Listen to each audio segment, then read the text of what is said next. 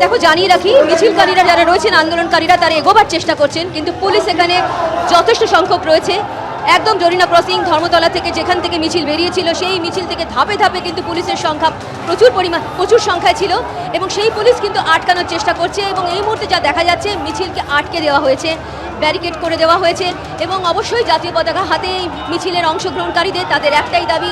1 বছর হয়ে গেল আরজিকর ঘটনায় তাদের বোনের কিন্তু এখনও জাস্টিস, বিচার হলো না, এবং সেই কারণে তারা নবান্ন অভিযানে যাচ্ছেন।